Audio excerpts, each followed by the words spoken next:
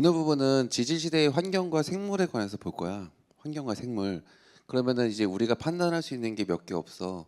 지질시대 판단할 때 어떻게 판단하겠어? 다 알 거야. 첫 번째, 성감. 그치? 두 번째, 고생대.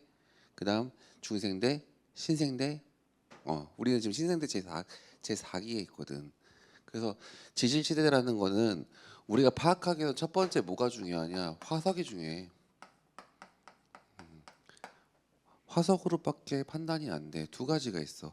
화석으로 판단하는 거 하나가 있고 또 하나 뭐 있어?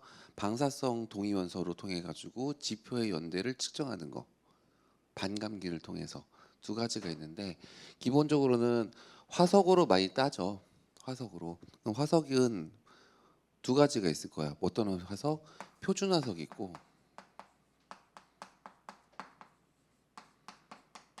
그리고 또 뭐야? 시상 화석이 있어.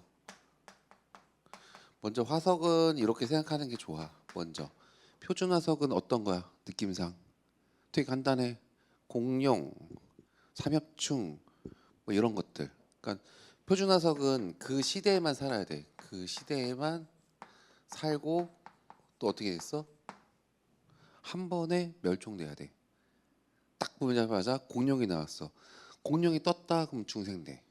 이런 식으로 그 시대에만 살고 어떻게 한다? 넓게 살아야 돼.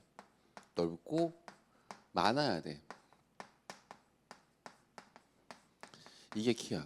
넓고 많고 멸종을 한 번에 멸종돼야 돼.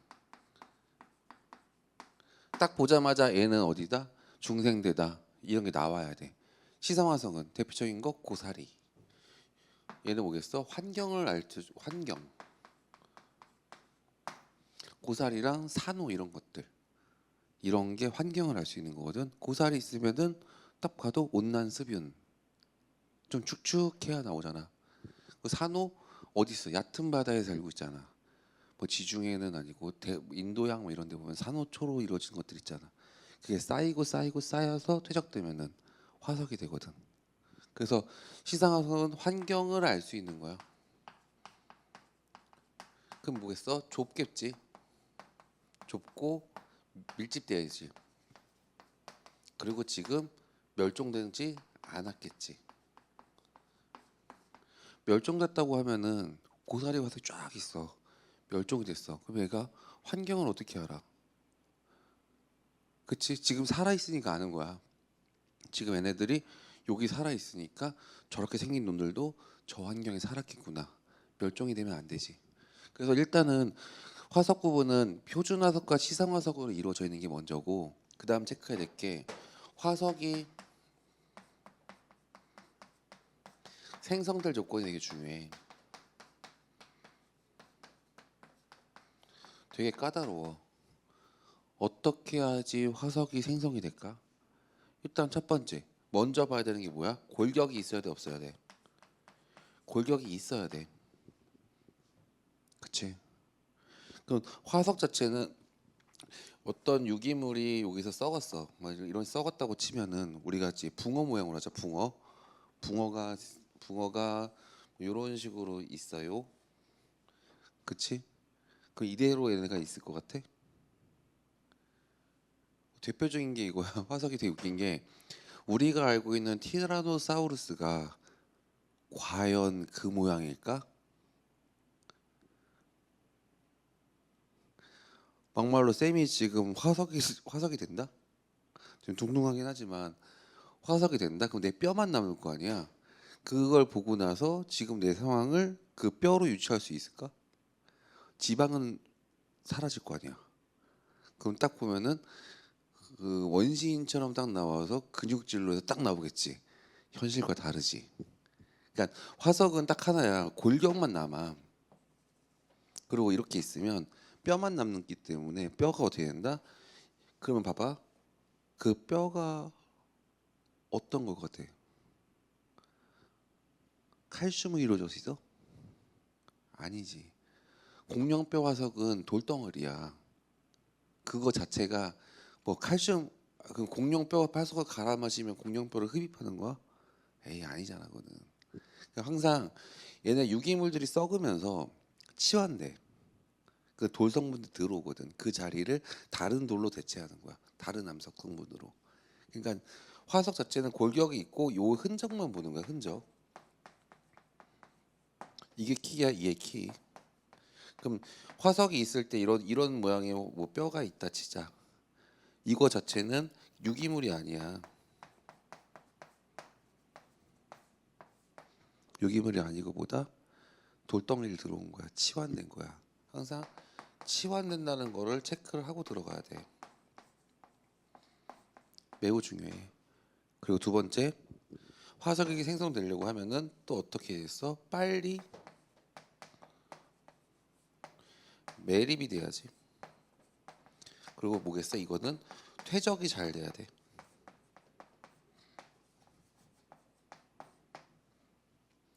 일단은 다이한 다음에 빨리 쌓아야 돼. 쌓아서 콩 하고 가둬놔야 돼. 근데 쌓지 못하면 어떻게 되겠어? 상식적으로 남겠니? 썩어 문드러지고 퇴적이 빨리 해야 되는데 천천히 퇴적되기 시작해. 최대의 적이 누가 있을까? 풍화작용, 비, 바람, 깎이고 물에 깎이면은 내 원 모양은 이건데 이쪽이 깎였어. 그럼 반쪽짜리 화석이 될 수도 있는 거고.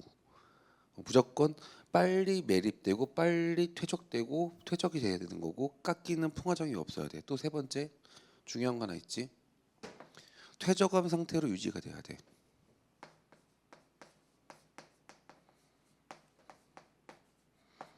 이게 정말 중요해. 암석은 퇴적암이랑 변성암이랑 화성암이 있어. 화성암은 화산 활동을 통해 나오는 것들이야. 마그마가 굳어버린 거. 내가 열심히 예를 들어서 요 별 모양 불가사리가 바다에 묻혔어. 묻혔는데 갑자기 얘가 마그마를 만나버렸어. 그럼 어떻게 되겠어? 망하지. 그러니까 이 별 모양의 화석을 보기 위해서는 그냥 차곡차곡 쌓인 다음에 이게 융기한 상황에서 깎다 보니까 오 이게 나오는 거거든. 이게 맞거든 사실. 근데 그게 아니면 어떻게 되겠어? 나오겠냐고. 바뀌겠지. 그래서 항상 화석이 생성되기 위해서는 일단은 외골격이 확실해야 되고 그렇기 때문에 주로 화석이 어디서 발견되냐? 고생대 거부터 주로 발견돼.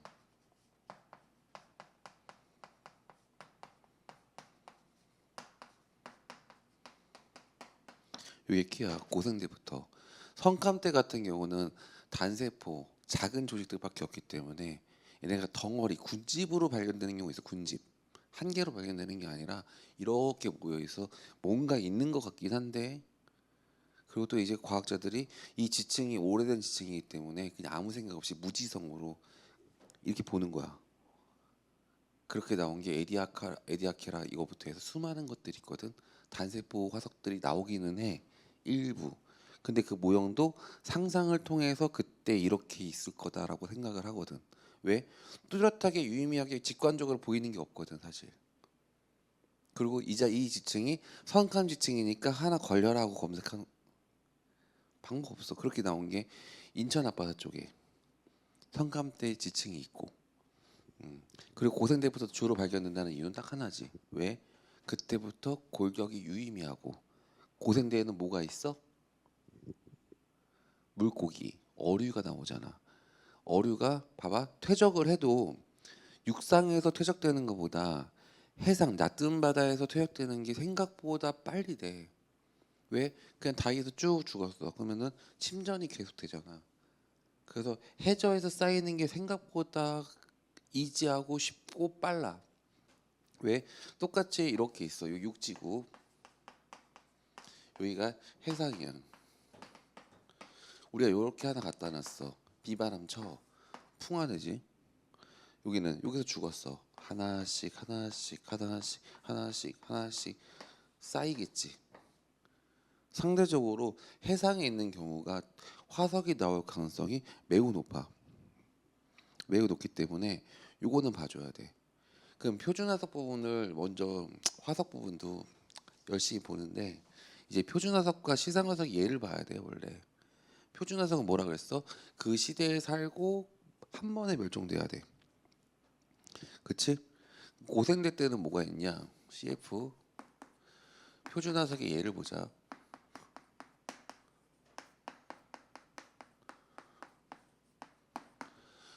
첫 번째 고생대 때는 가장 기본적인 거 보자.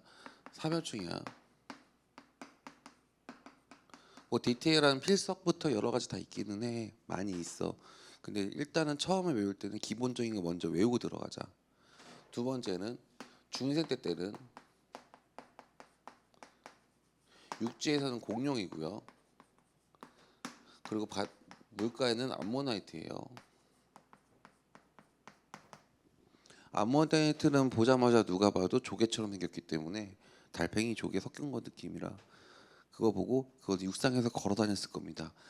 판단하면 좀 그렇고 그렇고 신생대 때는 뭐 있어? 육지는 매머드고 그리고 화폐석 이렇게 있거든. 가장 기본적인 거고 가장 기본 그림을 먼저 외우고 그리고 표준 화석이 얘만 있지는 않아. 여러 가지가 있어. 그렇지만 틀이 되는 거 먼저 외우고 사이드는 천천히 외워. 이게 쌤이 항상 애들한테 강조하는 부분이야. 오케이? 그 시상화석은 딱히 얘기 안 했어. 시상화석 뭐라 그랬어? 산호 고사리 끝. 딱히 뭐 따질 게 별로 없어. 그래서 이제 지층 같은 경우는 이걸 통해서 알 수 있는 게 뭐냐면 알 수 있는 거 되게 재밌는 거 보자. 지층의 연대 측정은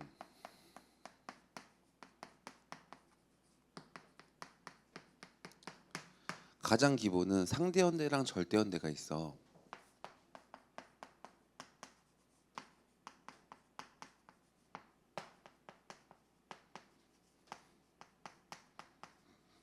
되게 재밌는 거야. 상대 연대는 뭐냐면 순서를 알 수 있는 거야. 순서를 알게 되면은 어떤 지층이 이렇게 있어. 그럼 상대적으로 뭐겠어? 천천히 쌓여 안 쌓여? 맞지? 맞지? 당연히 천천히 쌓이겠지. 누가 봐도 얘가 1번, 2번, 3번 지층 누중의 원리라고 해가지고 순서대로 쌓여. 별다른 조건이 없다고 치면, 그치? 재밌는 거 보자. 어떤 상황에 이렇게 순서대로 쌓이는데, 요걸 봐봐. 요렇게 있는데 갑자기 이때 화산이 터졌어. 팡. 그래서 마그마가 철철철 흘렀어. 이렇게 있어. 여기가 이제 화산이야, 화산. 화성암이야. 화산암이라고 치자. 이렇게 나왔어. 그리고 쌓였어.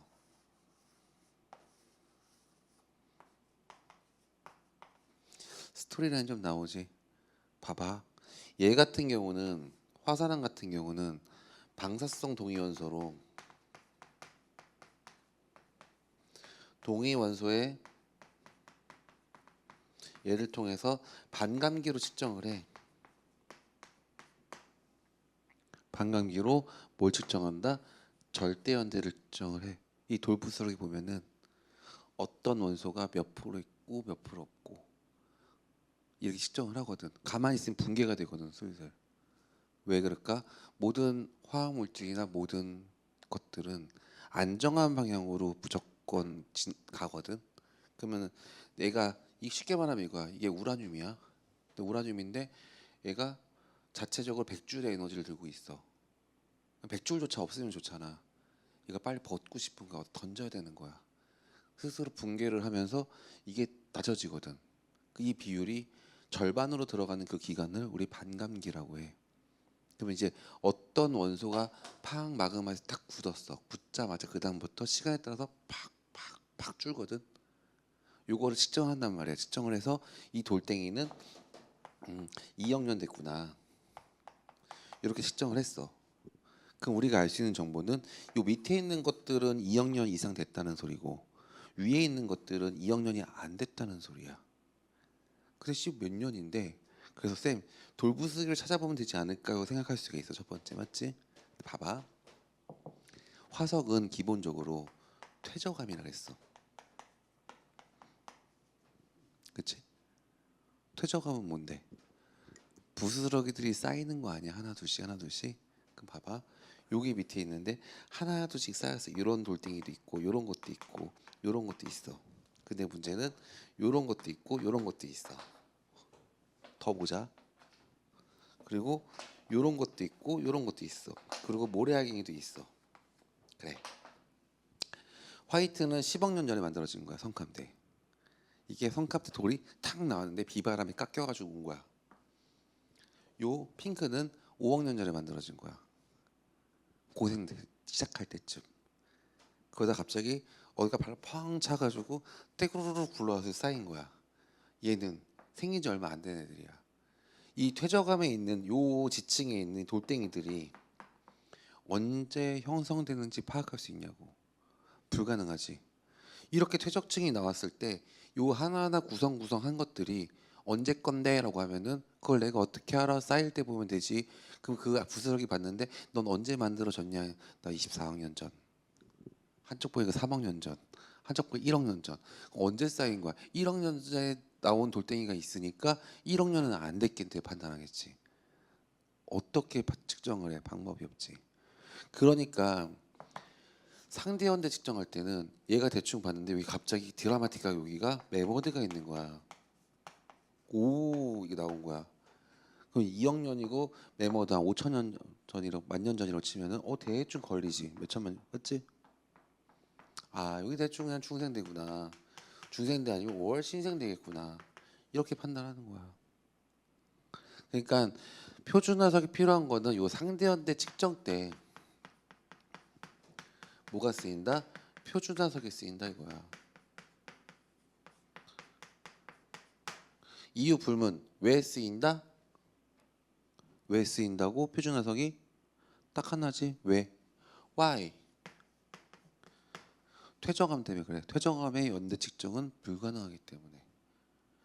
이게 화석을 통해서 지층의 연대 측정을 한다는 소리는 지층이지만 우리가 상식적으로 하는 게 지층보다는 퇴적암의 연대 측정이야. 퇴적층의 연대 측정이야. 이게 중요한 거야 사실. 이렇게 일단은 보면은 기본적인 틀은 먼저 잡았어. 화석이랑 등등 설명은 끝났고 그 다음 거 넘어가도록 하자. 지우고 시작할게. 일단은 그 지질시대 구분에 관해서 볼 거야. 처음에 볼 건데 일단은 지질시대 구분은 누대랑 대랑 기로 나눠. 누대는 뭐냐면 큰 거야. 왜냐면은 봐봐 요 사이 지 연도를 써놨거든. 45.67억 년 전, 5.30억 년 전, 2.52, 0.66 여기가 현재겠지. 이렇게 볼 건데 처음에 누대는 뭐냐면 대로 표현하기엔 너무 기니까 보통 누대는 두 가지가 나오는데 시생하고 원생이야. 이렇게만 보고 빠져. 초반이야 초반 극초반이야. 시생 누대 원생 누대가 있다 정도야. 대는 고생대 중생대 신생대. 기는 뭐 이제 고진기 뭐 사기 뭐 나오기 시작하니까 필요 없고 대를 잘게 찢은 거야. 그래서 이제 뭐 카모실대 석패 뭐 이런 거 캄브리아기 모르브스 쭉 나와. 석탄이 쫙 나오는데 대봉기 다 외워야 되는 거야. 지금은 외우라만 하진 않을 거야. 그냥 잘게 구분되어졌다 정도만 봐주면 돼.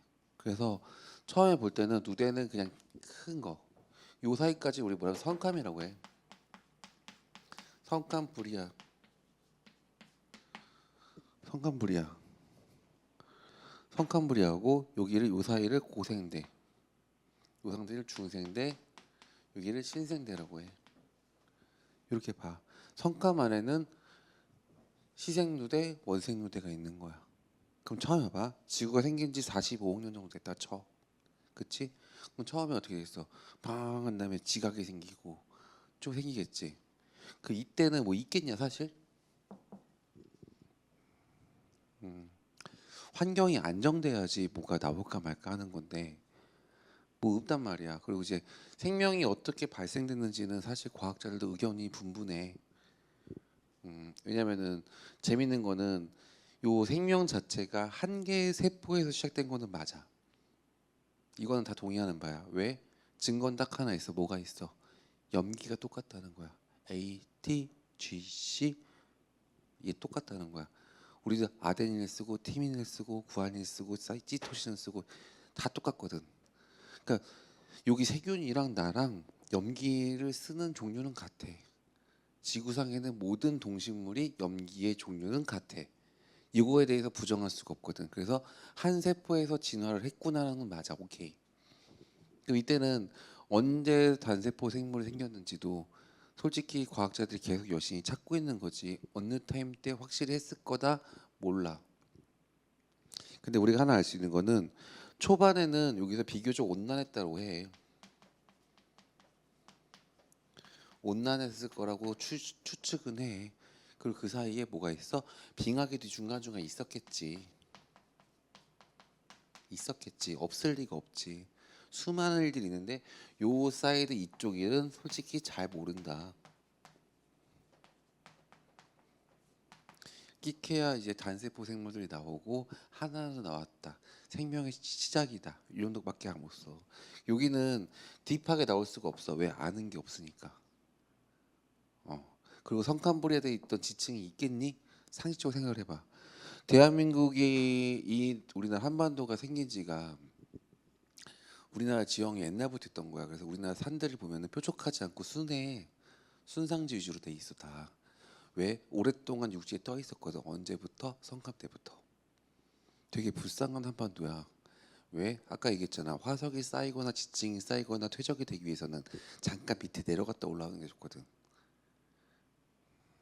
고생대 때만 다 같이 훅 내려갔다 올라왔으면 석유가 많겠다. 아, 그 흔한 샌드 오일, 세일가스조차 없는 게 한반도거든. 전 세계 흔해 빠진 게 우리만 없어. 어, 오케이. 그 우리 성kam대부에 있던 땅이거든. 그럼 이거 내가 왜 해주냐면은 성kam대에 있던 땅인데 그때 퇴적된 게 거의 없기는 해. 있긴 있겠지. 왜? 그때도 육지였으니까 뭔가 쌓였을 거 아니야. 그치. 근데 그 사이에 무슨 일이 벌어졌어? 변성함, 화성함. 그 사이에 우리나라가 땅이 40억 년 동안 가만히 있었겠니? 철원만 가도 용암대지 나오고 백두산 터져 있고 개마고원은 뭐냐면 백두산 쪽에 새 가지고 용암대지가 쌓이고 쌓여서 2,000m 쌓인 거야. 마그마가 질질 새서 바닥부터 여기까지 2km가 쌓인 거야. 그게 개마고원이야. 그러면 한반도 땅덩어리에서 한반도 이북 쪽 한강 이북 쪽은 그 현무암에 질질 새 가지고 그냥 벌판을 이루고, 그치? 저쪽 밑에 중간중간 터지지 막. 되겠냐고. 다 변성함으로 바뀌는데 변성함 화성함으로 세팅이 됐는데 이따 손 치더라도 지금 전 세계적 봤을 때 성칸부리아 때 있는 퇴적층이 너무 희귀해. 그래서 과학자들이 요거를 이렇게 보거든. 중간 분지 이런 식으로 다 따지기 시작해. 지괴 분지 다 나오기 시작하거든. 그 지괴마다 분석을 하면서 갈 때 여긴 성감층이라면 열심히 그렇게 보는 거야. 그 사람들이 얘기하는 게 가끔 이제 성감 때도 화석이 나오기는 해. 근데 애들이 그게 나올까요? 어떻게 확인해요? 나오긴 하는데 책 보면 나올 거야. 스트로마톨라이트부터 해가지고 여러 가지가 있어. 화석은 가볍게 보면 돼. 에디아케라 생물군부터 해서 중간중간 있기는 한데 여기는 일단은 화석이 드물다. 스트로마톨라이트랑 스트로마톨라이트, 에디아키라 요 정도밖에 없어. 드물어. 그리고 이제 그걸 또 항상 뭐라 한다? 상상도로 그려. 그냥 어떤 느낌이면 돌 보면은 아 점이 하나 있는 거야. 화석이다 이거야. 그러니까 이때 생태계로 어떻게 상상하지? 근데 확실한 거는 뭐야? 얘네들이 뭐야? 다 어디 있어? 바다에 있는 거지. 바다에 있으니까 풀떼기 그려놓고 뭐 있고 풀이 있냐? 솔직히 야 단세포 나왔으면 식물의 개념이 있는 게 아니잖아 지금 그때는. 그냥 책들이 모든 사파가 다 구라야. 그때 풀떼기가 어디 있어 사실. 나도 단세포 동물인가 식물인가 엽록소를 갔냐 안 갔냐? 그때 진액으로 해서 엽록소를 먹었을까? 장담할 수 있어? 그러니까 지 꼴리는 대로 왔다 갔다 하는 거거든. 이런 걸 원생동물이라거든. 답이 없는 상태, 구분이 아직 되어지지 않는 상태에 단세포로 튀어나온 것들이야. 근데 이제 그림을 봐봐. 책 보면 그림을 봐. 저게 말이 된다 생각해? 아, 난 저거 볼 때마다 기겁을 하거든. 어서 사기를 쳐도 적당히 쳐야지. 판단 불가야. 냉정하게. 그래도 저런 식으로 환경이 조성되었을 거라고는 예측을 해야 돼. 왜? 진화는 뭐부터 시작했어? 단세포에서 엽록체를 들고 오는 그 순간, 네 일로 와 해서 자체 광합성하기 시작하는 그 순간부터 시즌 2가 개막되는 거거든. 진행이 되면서 하나씩 붙여가면서 우리가 알고 있는 생태계가 조성되기 시작하는 건데 그 전까지는 알 수가 없다라는 소리야. 그렇지만 요렇게는 보고 들어가라고. 성감은 그냥 나중에는 뭐 우리가 판단하는 거는 기후 부분은 온난하고 건조하다고 해 보통. 수분이란 말 잘 안 쓰고 사실 온난하다로 퉁쳐. 좀 드스하겠지 이 정도가 끝이야. 그 이상 하지는 않아. 요 기후는 되게 웃긴 게 신생대가 제일 추울 때야. 지금 덥지 요새. 추운 거야 전 지구적으로 봤을 땐.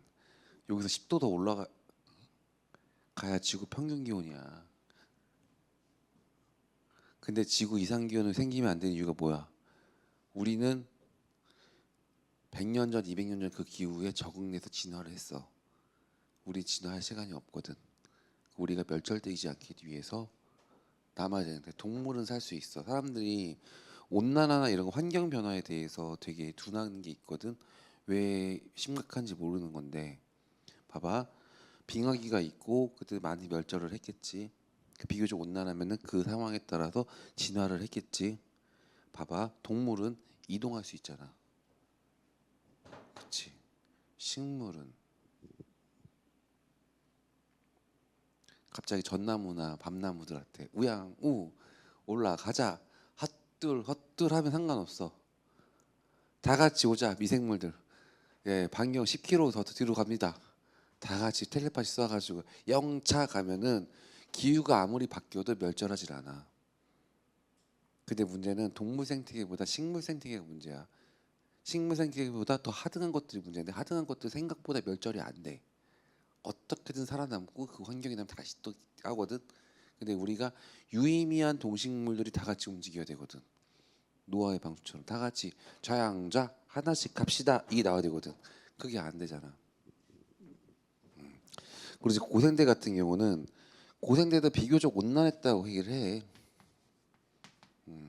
고생대부터 뭐가 시작하냐면은 개체들이 늘어나기 시작해. 첫 번째 뭐가 시작하냐? 어류가 발생해. 어류부터 시작해. 어류부터 시작해서 뭐가 나온다? 어류다면 뭐야? 양서류야. 이렇게가 나오기 시작해. 고생대 때는 깨구락지랑 물고기들이 많은 시절이야. 아, 얘네들 변온동물이거든. 그리고 중생대 때는 동물의 흐름도 봐야 돼. 파충류가 나와. 파충류에서 갈라져. 조류가 나오고 여기서 진화한 거 아니야. 그냥 튀어나온 거야 그냥. 전성기 보는 거 포유류가 된 거야. 진화 이렇게 보는 게 아니야. 물고기에서 양서류가 나오고 양서류에서 파충류가 나오고 이런 건 아니야.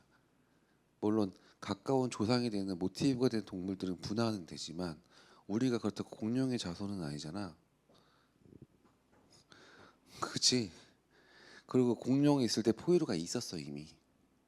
척추동물들이 진화하는 과정에서 분화가 되면서 하나씩 나오는 거야. 이런 식으로 봐야 돼. 우리가 뭐 새랑 뭐 친척도 아니겠고 전 범주로 보면은 전 세계에 있는 모든 동식물들은 친척이야. 우리를 괴롭히는 대장균도 친구고 수많은 것들은 친척이야. 언제 기준으로? 얘 기준으로 보면. 근데 그렇게 하면 의미가 없지. 그래서 요거는 장난치는 거고 얘네들은 뭐겠어? 척추 동물들이 이렇게 진화를 해. 이 흐름은 봐줘야 돼. 고생대 때 먼저 어류가 전성기야. 언제? 대봉기 때. 대봉기 때 어류가 폭발적으로 늘어나. 그럼 바다에서 놀고 있었지. 근데 얘네들 슬금슬금 기어 올라왔어. 양서류. 육지에다 발을 걸쳐둔 거거든. 잠깐 육지에 나왔다 파닥파닥 거리다가 숨 쉬러 다시 들어갔다가 맞지? 왔다 갔다 하는 게 개구리잖아. 살짝 걸친 거야. 이때쯤 걸쳤다는 소리는 뭐야? 지구 대기에 뭐가 있다는 거야? 산소가 많다는 소리야. 기어 올라갈 수 있구나. 그 먼저 올라온 놈이 누구야? 식물이 먼저 올라온 거야. 식물들이 슬슬 기어 올라오니까 동물들이 먹을 거 없나 하고 기어 나오기 시작하는 거야. 하나 둘씩. 물론 포유류에서 다시 들어가는 데 있어. 바다로. 누구? 고래.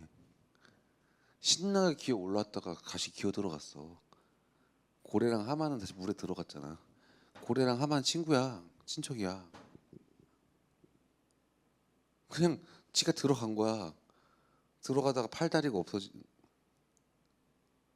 그런 애들이 있어. 그러니까 진화라는 거는 자연 선택이긴 하지만 그 환경에 따라서 가긴 하지만 제일 중요한 건 동물들은 먹거리에 따라 가. 먹을 게 있으니까 기어 나오는 거야. 경쟁을 피해서. 과다한 경쟁이면은 싸우기 힘드니까 일단 틈새 시장을 노리면서 나오는 거야. 이렇게 진화를 한 거야. 식물은 뭐냐면 고생대 때는 양치식물이 나와. 양치식물이 되게 키야 사실. 왜 키야?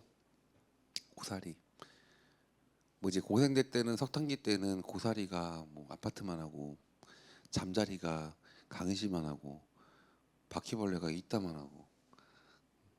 너 그때 왜 그럴 것 같아? 산소 포화도가 높았기 때문에 O2의 비율이 이때 생각보다 많이 높았어. 그러니까 우리가 생장을 하고 덩치가 더 크려면은 어차피 우리 물질 대사는 뭐로 한다? 산소라거든. 공기에 산소 포화도가 높으면은 우리 개체는 키울 수 있어. 키 크고 싶어? 지구의 산소 농도를 높여봐. 그러면은 한 1000년 뒤에 태어난 아이들은 키가 더 클 거야. 192m. 우린 적용되지 않습니다. 그래서 이런 식으로 해서 산소 포화도가 크기 때문에 양치식물이 겁다 큰 거야. 그럼 애들 열심히 광합성을 했겠지. 탄소를 먹고 죽은 거야. 이게 집중적으로 많이 나왔던 게 석탄기 시절. 그때 바다에 있던 육지들은 개꿀. 대한민국은 그때 육상에 있었습니다. 그러니까 절대 타이밍 때 항상 그래왔어. 그리고 이게 나오자마자 좀 진화를 하니까 얘네는 헛물관이거든. 헛물관. 그 물관의 기능이 지금 양치식물, 거시, 속시를 얘기할 건데 얘네들은 물관이 있는 애들이야. 물관, 체관 형성층이 확실한 애들이거든. 속시식물들은 우리가 지금 평상시 보고 있는 웬만한 것들은 다 속시식물이야. 종자식물에 거시, 속시가 있는데 진화의 끝단계거든. 걔네들은 꽃이 생명이거든. 꼬셔서 근데 이제 이 물관 자체가 탄탄하면 빨리 땡길 수가 있잖아. 진화를 더 한 거지. 얘네들 초반에 어설프기 때문에 헛물관이야. 헛물관. 비리비리해. 그러니까 헛물관인 상태에서 많이 나와야 되기 때문에 고생대는 보편적으로 수균이야.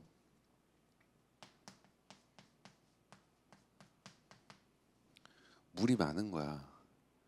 그렇게 진화가 된 거야. 근데 중세대 때는 건조하거든. 이게 온난 건조로 보는 게 맞아. 할랭이야보다는. 왜? 우리가 볼 때 공룡들 같은 만화 이미지 보면은 얘네들이 오아시스에서 물 처마시고 다니지 설산에서 뛰어댕기는 공룡 못 봤잖아. 그러니까 저번에 예전에 내가 이렇게 설명을 하니까 어떤 애가 아기 공룡 둘리가 설산에서 나왔는데요 이 지랄하고 있어서 아니 그게 아니라 우리가 생각하는 모든 애니메이션 이미지는 공룡 초식 공룡이 이렇게 가다가 갑자기 사막에 풀을 뜯고 있다가 사막이 와서 오아시스 우물에서 물을 처먹고 가잖아. 맞잖아. 누가 보다 따스한 공간에 있잖아. 어. 근데 씨 애들이 이상한 소리 하고 있어. 이미지는 온난 건조야. 그리고 양치식물 때보다는 물 땡기기 쉽지 않으니까 애들 관을 확실하게 발전시켜. 그게 거시식물이야. 거시식물 대표적인 것도 은행나무 등등등 있을 거야. 이렇게 진화를 해. 그리고 이렇게 하다 보니까 얘네들은 뭐냐? 종자긴 종자지만 좀 전략적이지는 않아. 일단 뿌리고 봐. 수정을 할 때도 이게 진화를 하게 되면은 어류 같은 경우는 어떻게 진화했어? 물고기 암컷이 푹 알을 낳아. 그럼 수컷이 거기서 정자를 뿌리고 가. 수중에서 교배를 이루어줘. 야 되겠다. 그 뭔가 되겠지. 근데 얘네들 몇 마리나? 한 번에 몇 천 마리, 몇억 마리씩 뭐 뿌리지 알들을. 그 중에 얻어 걸리면 돼. 근데 이게 진화적으로 되게 비현실적이고 되게 생산적이지 않은 게 한 개체가 한 개체를 만들 때 내가 가진 에너지를 오롯이 주는 방향이 확률이 제일 높고 경제적이야. 맞지? 물고기 한 마리가 그다음 자손을 낳을 때 한 마리가 나올지 모르겠으니까 내가 죽으면서 하나를 만들어야 될 거 아니야. 일단 막 싸잘려서 쭉 하는 거거든. 이게 되게 비생산적이지. 그러니까 진화할 때는 그 이세를 만드는 과정에서 되게 확률을 높이는 방향으로 하거든. 인간 봐봐 한 명씩 낳잖아. 그것도 이제 알처럼 안 하니까 뭐 파충류 같은 게 알을 갖다 놓잖아. 조류도 알이잖아. 인간은 알을 배에 집어넣잖아. 새끼를 낳잖아, 그냥. 왜? 알을 갖다 놓으면은 요 알을 지켜야 되는데 차라리 그럴 바에는 제일 확실한 건 뭐야? 산모가 들고 있는 데다 배에 끼고 있으면 돼. 영양분 계속 리필해주면 돼. 이게 제일 확실한 거 아니야? 에너지를 절약하는 방향으로 진화하는 거야. 그냥 부모의 사랑, 오케이. 아, 그건 알겠어. 근데 과학적으로는 한정된 에너지원을 바탕으로 내가 생산을 했을 때 확률 높게 진화시키는 거 진화를 이렇게 자연 선택을 한 거야. 포유류가 자연 환경이 바뀐다 하더라도 진화적으로 성공한 이유가 그거야. 왜? 불필요한 에너지를 갖다 버리지는 않거든. 알 하나 만드는 것도 에너지를 써서 영양분을 써서 버리는 거야. 우리는 달걀 같은 거 잘 먹잖아. 달걀 같은 거. 그 달걀이 어떤 느낌이냐면은 성인 여성들이 월경하는 거 똑같아. 난자 버리는 거 똑같아. 달들은 난자를 버릴 때 알이 이렇게 나오는 거야. 인간은 그거를 꿀 빨고 있지. 근데 그거를 몸에 있다가 하나씩 까서 나가는 것보다 바깥에 두고 또 알을 또 품고 있잖아. 수정란 같은 경우는. 근데 조류 똑똑해진 거지. 왜? 파충류는 그냥 두고 가거든. 파충류는 여기다 두고 그냥 가. 그러니까 거북이들이 파먹고 뭐 하잖아. 어떻게든 숨겨가지고 묻고 가잖아 그냥. 봐봐 어류는 뭐야? 바다에서 그냥 해. 바다에서 알을 낳고 거기에 뿌리고 끝나. 양서류 거의 비슷해. 개구리도 똑같아. 근데 좀 진화한 게 파충류야. 파충류는 뭐야? 알을 낳고 두고 매립하고 튀어. 조류 불안해. 알은 낳았어. 내가 깔고 간고 내가 지키고 있어. 그치? 포유류 거기 이동성까지 했어. 그냥 몸에 들고 다니고 있어. 진화가 이렇게 된 거야. 그럼 거시생물 똑같아. 얘도 그냥 암나무, 숨나무 통해서 수정을 하기 시작하니까 수분을 하기 시작하니까 좀 불확실해. 그 뭘로 진화했다? 속시로 갔다. 열매로 꼬시는 거야. 이거 먹으면 맛있지 하고 해서 당도도 높여주고 그러면 어떻게 했어? 뭐 동물들이 와서 앙 물지. 문 다음에 어디 가서 저쪽으로 가서 어떻게? 여기서 똥 싸지. 그 씨가 나오지. 메리트지. 아니면 동물이 없어. 그럼 뚝 떨어져. 그럼 거기서 썩지. 썩으면서 영양분 되면서 다시 튀지. 이 확률이 높다는 거야. 그러니까 진화는 확률이 높은 방향으로 가는 거고 이런 진화를 결정짓는 것들은 지질시대가 시기에 따라서 바뀌어감에 따라 가는 거고 일단 동물이랑 같이 설명하다 보니까 이해는 할 거야. 이때 나오는 것들이 뭐다? 화석이다 이거야. 화석의 기준은 뭐야? 지금 없고 이때 있는 거. 표준화석. 그래서 기후는 이렇게 가는 거고 신인대는 한랭이 한랭. 신생대는 기본적으로 한랭항모고 비각이도 있고 그 사이에 간빙기도 있고 지금 우리 간빙기를 하거든. 그래서 이쪽은 지질 연대 측정이나 온도 측정은 어떻게 하냐면은 보통 설명을 해줄게요. 선생님이 이 기후를 어떻게 판단해요 하면은 어떻게 할까요? 라고겠지. 근데 예측을 100%할 수는 없어. 왜 빙하라는 게 빙하기 이때만 빙하가 있어. 이게 문제야. 영구 동토층이 항상 존재하지는 않아. 그리고 대륙은 이동하잖아. 장담할 수 없어. 근데 이제 신생대 때까지는 근 가까운 데 때는 뭐냐면은 녹아도 다 녹진 않거든 한 번에. 그리고 항상 얘기하는 게 56과 58에 동위원소비에 따라 가지고 우리가 연대를 측정을 해. 빙하 연대 측정으로. 이건 있긴 한데 이것까지 너무 깊게 하진 않을 테니까 이렇게 보고 넘기고 그리고 이제 기후 측정 같은 경우는 사실 이쪽 부분은 쌤은 중생대 고생대 이쪽 부분부터는 여기는 솔직히 고생대는 추론한 거야. 고사리가 그때 있었고 얘네가 이렇게 자랐고 이제 전성기니까 이럴 거다. 그리고 중생대 때는 대륙이 한 부분에 있다가 고생대 끝날 때 갈라지잖아. 맞잖아. 판계에서 찢기잖아. 이 판대기가 어디로 움직이는지 모르거든 사실. 이 판이 옛날엔 적도에 있었나 어디 있었나 측정은 가능해. 뭘로? 고지자기로 측정은 돼. 근데 문제는 고지자기로 측정할 때 자부각이 계속 바뀌기 때문에 역산을 계속 해야 되거든. 그러니까 지금 여기 한반도가 지금은 북위 37도에 있지만 지금 이게 남반구에 있었을 때도 있고 적도에 있을 때도 있고 극지방에 있었을 때도 있어. 근데 이걸 돌아가는 판을 몰라. 더 무서운 건 판은 바뀌지가 않아. 그 판이 찢겨진 상태에서 지각이 생기고 나서 판이 붙은 적도 없고요. 우리가 보이는 육지들이 붙은 것뿐이지 그 판들은 그대로 있었어. 좀 서로 밀고 왔다가 절로 갔다가 하지만 판 자체가 새로 생성되거나 소멸하거나 이런 건 존재하지 않았어. 일부만 계속 긁히는 거야. 한 번은 이렇게 갔다가 이렇게 갔다가 왜? 멘틀 대륙이 어떻게 됨에 따라 가지고 지각이 오늘은 여기로 갔다가 한 1억 년 이렇게 갔다 보니까 아닌 거 같아 다시 일로 갔다가 이거를 모른다고. 그래서 항상 얘기하는 게 이쪽 부분은 부정확해. 근데도 항상 얘기하는 게 뭐야? 외워. 왜? 시험에서 그렇게 나오니까.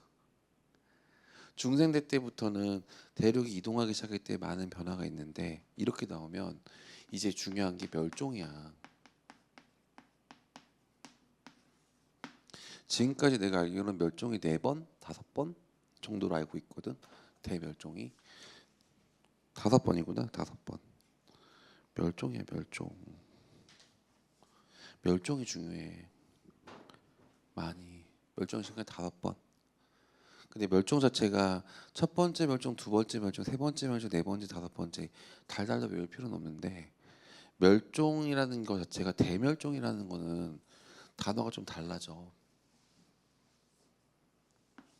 이거는 개념을 좀 봐둬야 돼. 대멸종이라는 개념을.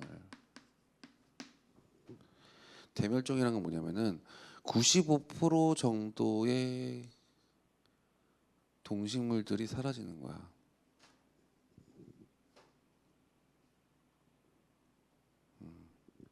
95% 사라지면 5% 살아남는 거잖아. 그 5%만 더 오롯이 살아남는 게 아니야. 예를 들어서 우리가 100종 100개의 도시에 사람이 있다 진짜 우리나라에 시군구가 5개만 살아남는 거야. 예를 들어서 다 우리나라가 싹 쓸리면서 서울 다 없어지고 전 세계 100개의 지역이 있는데 5개 지역 수원 지역, 춘천 지역, 부산 지역 그리고 나주, 제주도 살았다 치자. 그때 사람들이 수원 130만이 그대로 있을까? 거기도 95%가 죽어 있다는 소리야. 종이 유지됐다는 거지 그게 번성했다는 건 아니야. 대멸종이 얼마큼 무서운 거냐면 95%가 소실됐을 때 보통 90% 정도의 종이 사라졌을 때 우리를 대멸종이라고 해. 거의 멸절해 멸절. 근데 살아남은 종도 남은 게 산 게 아니야. 딱 나왔는데 우리 친구가 100명이었는데 한 4명 남았어. 멸종되진 않았네. 그 느낌이야. 그래서 이런 것들은 여러 가지가 있는데 가장 뻔한 거는 뭐냐면 첫 번째 기후 변화. 이거는 1, 2, 3, 4, 5는 외워야 되는데 천천히 가볍게 볼 때 보통 주된 요인을 봐봐. 주된 요인을 해야 돼. 기후 변화야. 이게 다야. 기후 변화가 제일 커. 온도가 올라갔다, 뭐 있다, 뭐 있다. 근데 기후 변화 만들어 줄 때는 첫 번째가 화산 활동이야.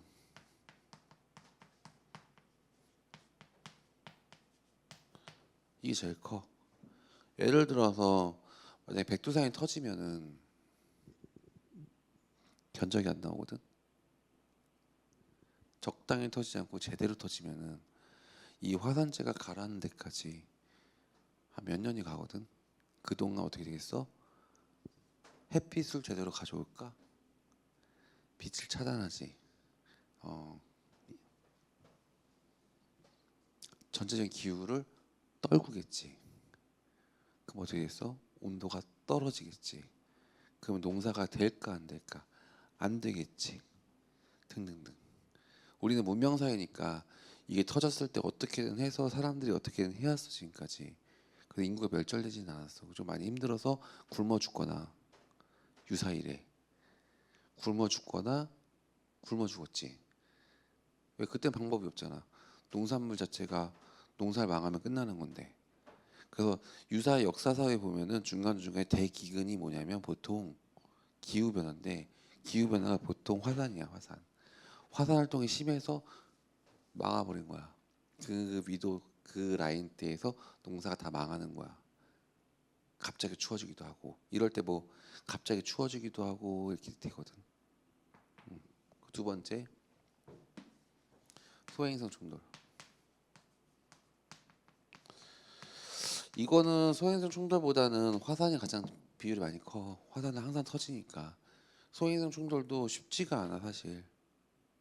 운석 충돌, 소행성 충돌. 왜냐면 만유인력을 통해서 왔을 때 지구도 움직이는 상황이고 움직이는 상황이고 자전도 하기 때문에 대기가 있기 때문에 이게 어떤 칼각, 좋은 각으로 들어오지 않는 한 다 비껴나가. 그거 타가지고 부스러기만 떨어져. 이렇게 꽝 하는 경우가 되게 드물어.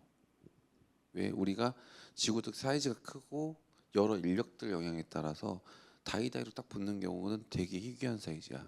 쉽지가 않아. 그리고 대기로 많이 소실을 많이 해. 그래서 공룡 같은 경우는 운석 충돌이 했다는 건 맞아. 운석 충돌이 나서 공룡이 살기 힘들었다는 건 맞아. 오케이, 그건 다 인정하는 사실이야. 왜 그때 흔적들이 있어. 그러니까 딱 요 각도로 떨어지지 않으면 안 만나거든. 근데 재수 없게 고각도로 떨어진 거야. 그러면 쌤, 우리 소행성 충돌하면 인류가 멸망하지 않을까요? 쌤이 얘기했잖아. 그 각만 아니면 된다 그랬지. 빗겨나간다 그랬지. 인류 발전한 상황에서 그거는 거의 불가능해. 애당초 그거는 공상 SF 영화고 불가능한 상황이야. 왜? 그렇게까지 딱 초까지 맞춰가지고 딱 떨어지기 쉽지가 않거든. 그 사이 인간들이 오고 있네, 안녕 이렇게 하겠니? 뭐라도 하겠지. 그래서 사실상 거의 불가능한 거고. 근데 옛날에는 요거 두 개를 딱 뭐냐면은 대기를 뿌옇게 해가지고 태양 에너지를 들어오는 거를 컷을 해서 그래. 그리고 세 번째 또 주된 요인 또 다른 거 하나 뭐냐면은 또 사이드 요인이 있게 또 다른 거 하나 기후 변화랑 뭐냐면은 대륙 이동이야.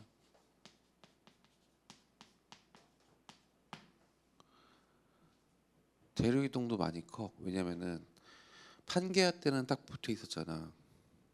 그럼 해안가가 얼만큼 있어? 뭐 있냐? 대륙의 끝에만 해안가인 거 아니야. 근데 이게 찢어져 봐. 그럼 어떻게 되겠어? 그 사이사이에 수많은 지형들이 생기지. 그렇지.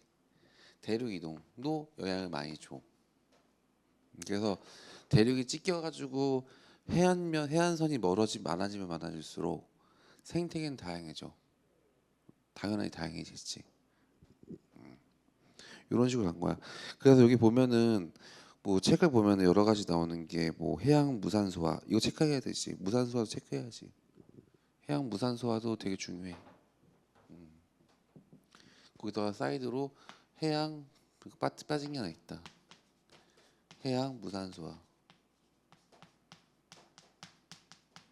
이거는 일시적으로 생기는 건데 해양이 무산소화됐다는 소리는 딱 하나지. 산소를 먹고 리필을 못했다는 거거든. 이것도 다 얘네들이랑 이어지는 부분이야. 화산 활동을 통해 가지고 그 생태계가 쉽게 말하면 해양에 산소를 공급할 수 있는 게 뭔데? 조류잖아, 조류. 녹조류, 갈조류 이런 것들. 맞지? 플랑크톤 이런 것들이잖아. 조류들인데 새 말고 광합성 하는 애들이잖아. 미생물들 조그만 것들. 근데 걔네들이 한 번에 싹 쓸어서 죽어봐. 리필할 수 있는 게 없잖아. 그러면 그 식물의 역할을 하고 있는 세균들이나 이런 것들 미생물들이 죽어버리면 그걸 처음에 먹고 있는 단세포들이 죽어버리고 그것들이 나와서 좀 커서 먹어야 되는 조그만 것들이 다 죽어버리고 그냥 올킬이거든. 근데 그게 산소 리필이 떨어진다는 소리는 첫 번째 광합성이 힘들다는 거고 두 번째는 그 수중 생태계에서 버틸지 못할 수 있는 유해물질 들어온다. 근데 이거 웃긴 게 뭐냐면 그 열수구 그 해령 쪽에서도 살고 있는 고세균들도 있어. 근데 그거 생각하면 안 돼. 쌤 고세균도 있잖아요. 거기서 산소 없이 사는 애들 있잖아요. 그게 아니라 걔는 극소수고 모든 아이들은 산소를 내뱉고 산소를 먹고 광합성을 하고 거기서 에너지를 원을 얻고 하는 건데 쟤네들은 저기 내에서 방사성 분기율을 어떻게든 먹고 지가 하고 있는 거거든. 그 기전을 지금 과학자들 정확히 몰라. 100%. 왜? 섭씨 아니 70도 80도에 사는 애들이야. 그 연구하기 힘든 이유가 뭐냐면은 걔네를 배양하기 위해서는 80도를 유지해야 돼. 그 기압을 유지해 줘야 돼. 우리 상온 아니었어? 꺼내서 실험하는 순간 이제 죽어. 쉽지 않은 연구야. 그래서 연구하시는 분들이 고세균 연구하시는 분들 생각보다 많은데 연구가 힘들다는 게 뭐냐면 내가 그 환경에 들어가지 않는 한 실험실에 그렇게 세팅을 해야 되거든. 그럼 방호부 입고 80도 맞춰서 그리고 가장 궁금한 거는 걔네도 단백질로 져 있거든. 근데 변성이 안 돼. 그래서 이제 과학자들이 추론하는 거는 그것들은 수선 속도가 빠르다. 빨리 고친다. 단백질은 37도, 40도 넘어가면은 변성돼 가지고 꼭이 되는데 그럼 80도면 옛날 진작에 꼭이 됐어야 돼. 근데 그대로 유지하고 있어. 그래서 과학자들이 많이 연구를 하는데 모른다야. 그래서 지금 큰 틀을 보면 이거야. 기후변화, 대륙이동, 해양이 이걸 가볍게 보고 지나가자고. 근데 사례를 1차, 2차, 3차, 4차, 5차를 외우는 게 아니고 외워서 하는 부분은 아니야 사실. 외워서 진행하지 말자 이거지 이거는. 요 정도까지만 보면 돼. 일단은 큰 틀의 설명은 거의 끝났고 그다음 보면 이제 나머지 모든 그림들에서 사파 같은 게 있어 중간중간에 그림들이 있긴 한데 그림들은 하나하나 외워 들어가고 그 그림을 통해서 문제를 풀고 접근은 해야 돼. 오케이.